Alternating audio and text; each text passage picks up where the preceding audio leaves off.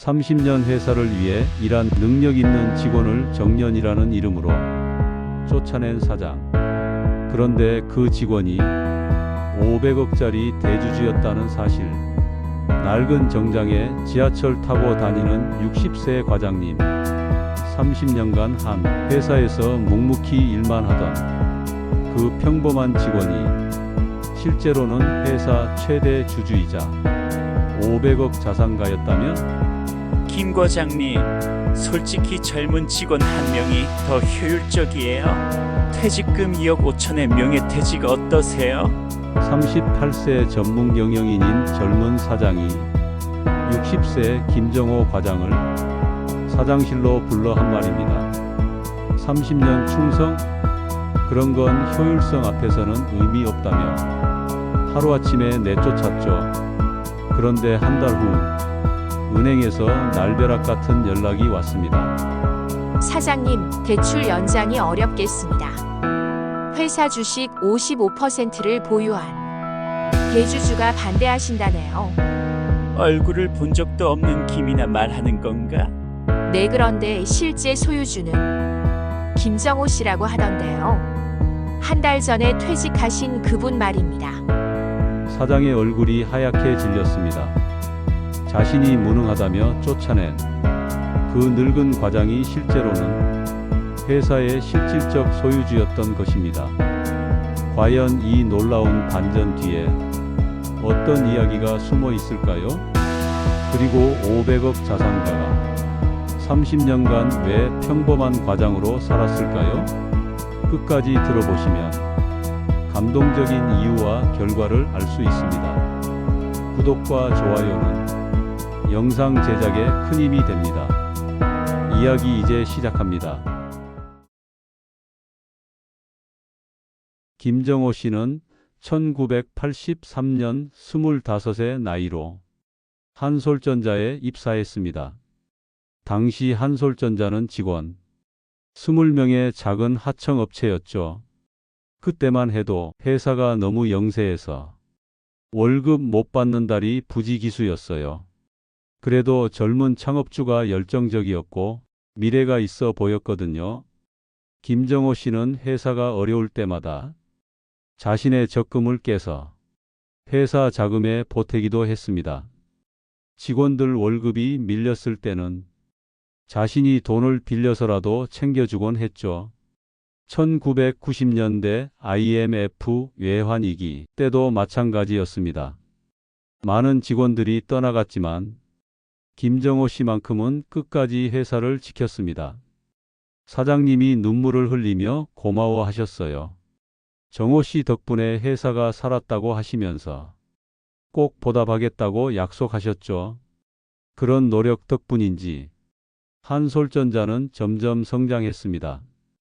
2000년대 들어서는 직원 200명의 중견기업으로 발전했고 2010년대에는 연매출 500억을 돌파하며 업계에서도 인정받는 회사가 되었습니다.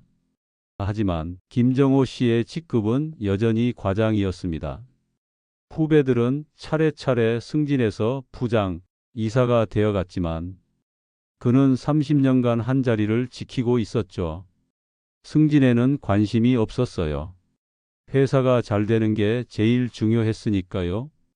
월급도 많이 받는 편은 아니었지만 가족 먹고 사는 데는 충분했거든요. 그런데 2022년 한솔전자에 큰 변화가 일어났습니다. 창업주였던 박 사장이 갑작스럽게 심장마비로 세상을 떠난 것입니다. 박 사장에게는 후계자가 없었습니다. 아들은 미국에서 의사로 살고 있었고 회사 경영에는 전혀 관심이 없었거든요. 결국 회사 임원진과 주주들의 협의 끝에 외부에서 전문 경영인을 영입하기로 했습니다.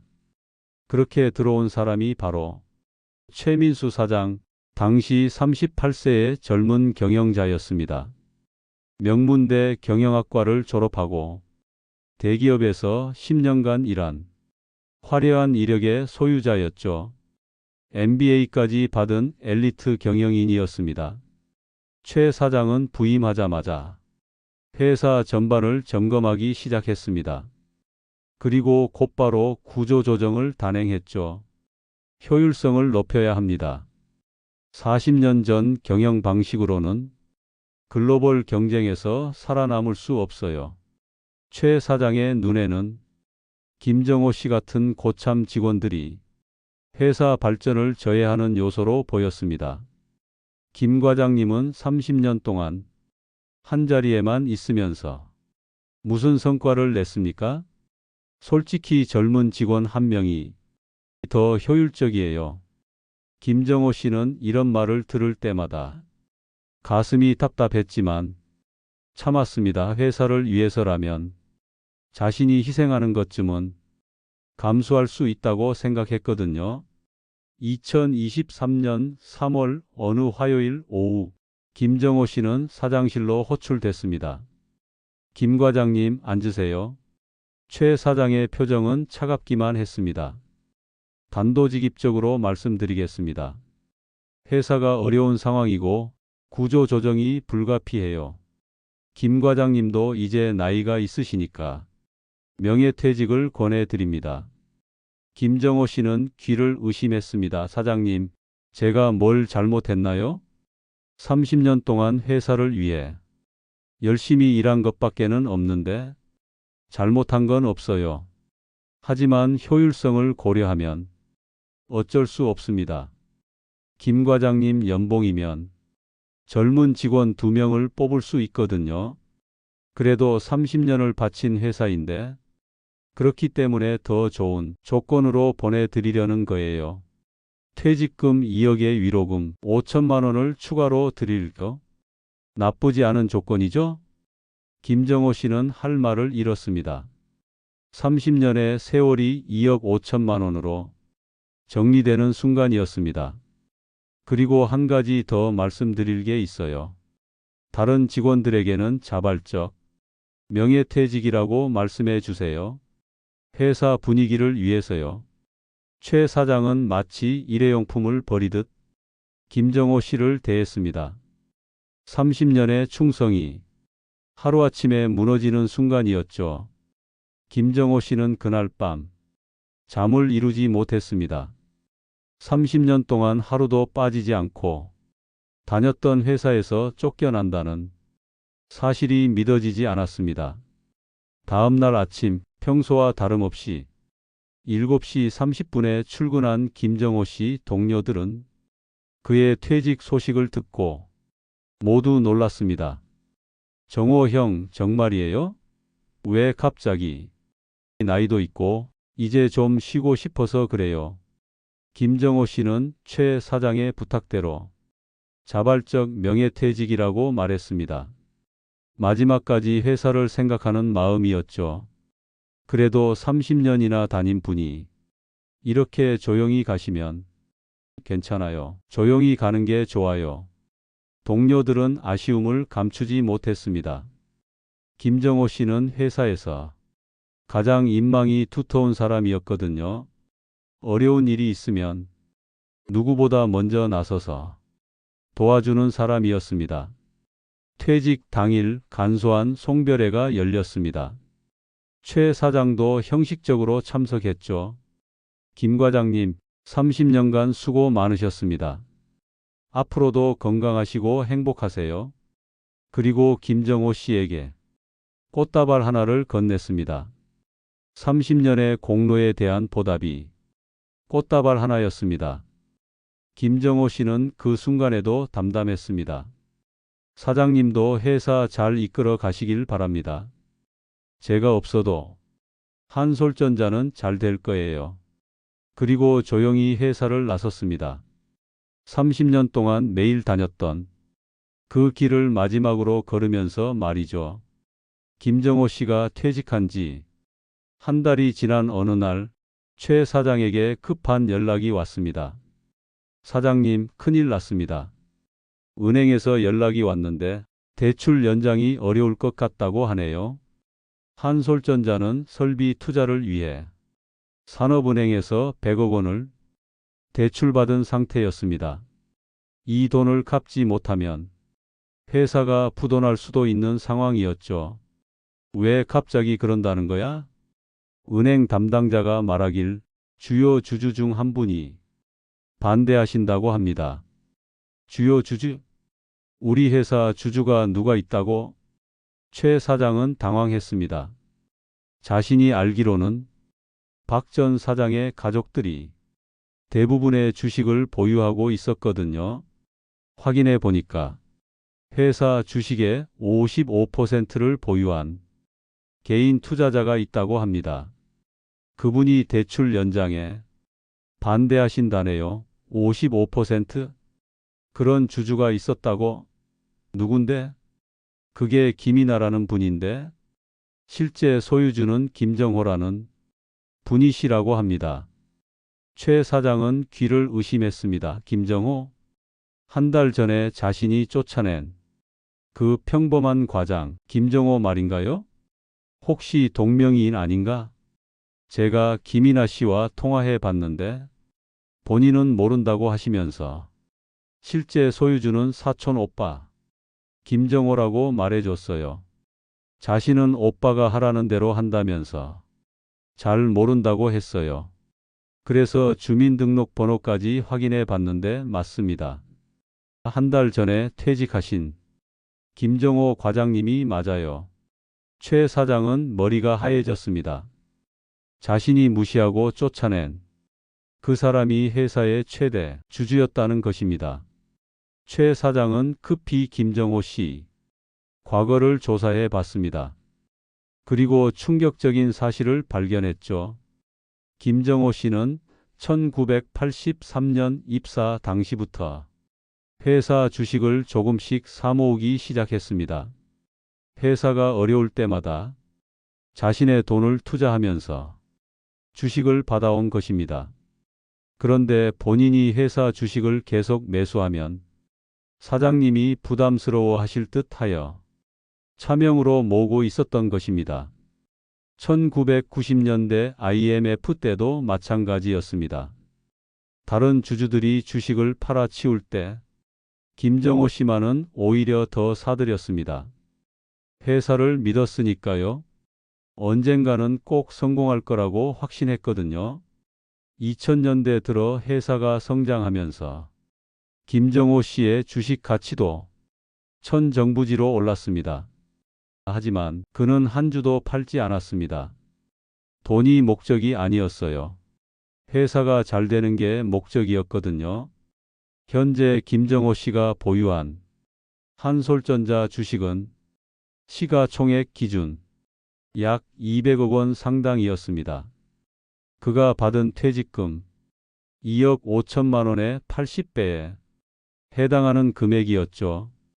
더욱 놀라운 것은 김정호 씨가 다른 회사들의 주식도 상당히 보유하고 있다는 사실이었습니다.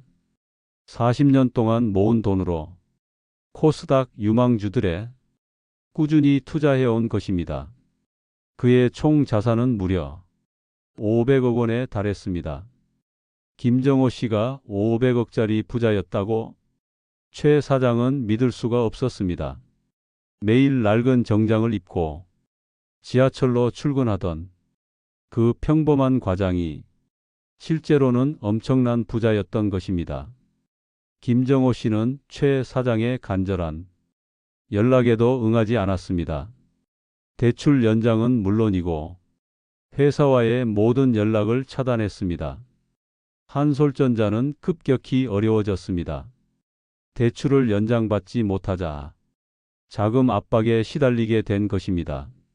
설상가상으로 주요 거래처들도 하나둘씩 계약을 해지하기 시작했습니다.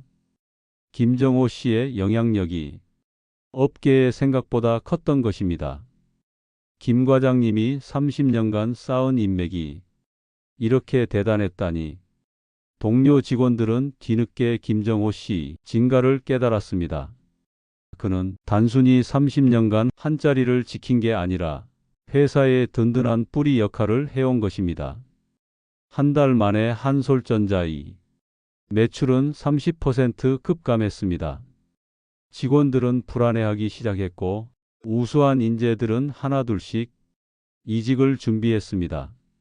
최 사장은 결국 김정호 씨를 직접 찾아가기로 했습니다. 그의 집 앞에서 무릎까지 꿇었습니다. 김 과장님, 제가 잘못했습니다.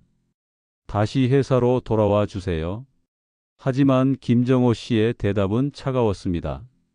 사장님, 저는 이미 30년을 바친 회사에서 쫓겨난 사람입니다. 효율성이 떨어진다면서요? 그때는 제가 몰랐습니다. 김 과장님이 이렇게 대단한 분인 줄. 대단해서가 아니에요. 30년 동안 회사를 진짜로 사랑했을 뿐입니다. 김정호 씨는 돌아서며 마지막으로 이렇게 말했습니다. 사람을 돈으로만 평가하시더니 이제는 돈 때문에 무릎을 꿇으시네요. 참 아이러니합니다.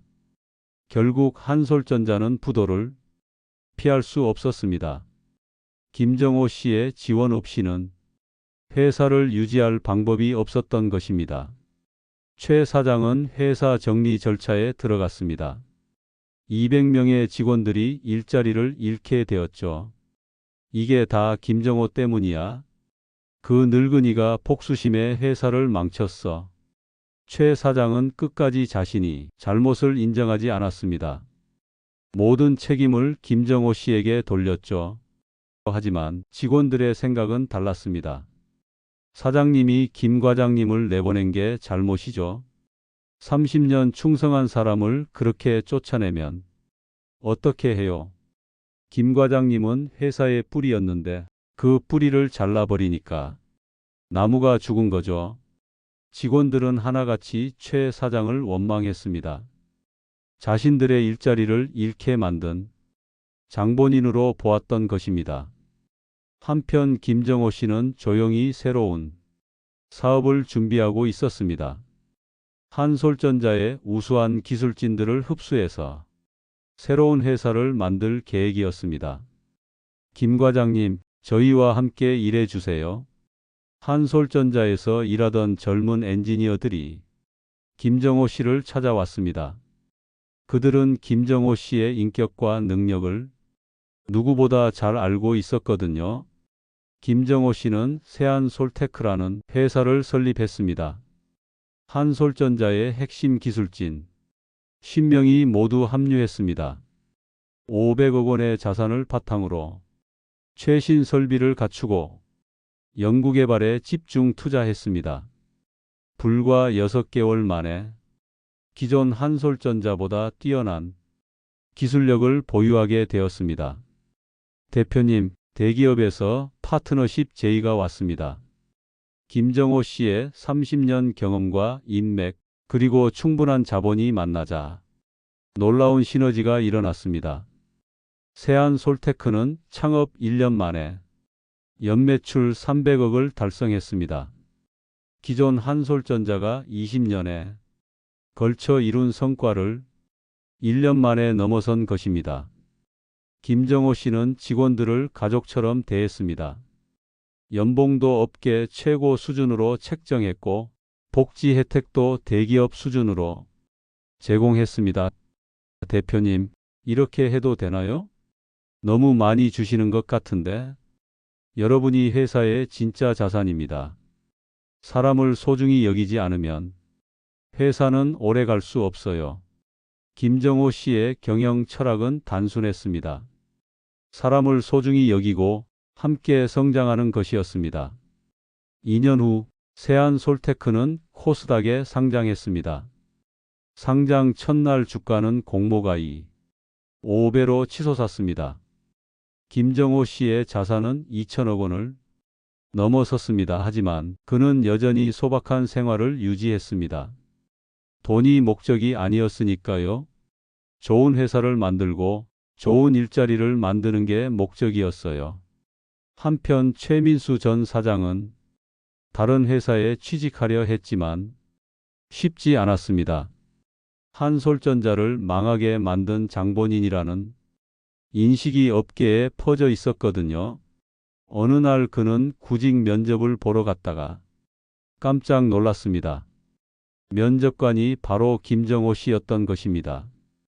김 대표님, 오랜만입니다. 최 사장님. 김정호 씨는 담담한 표정으로 최 전 사장을 바라봤습니다.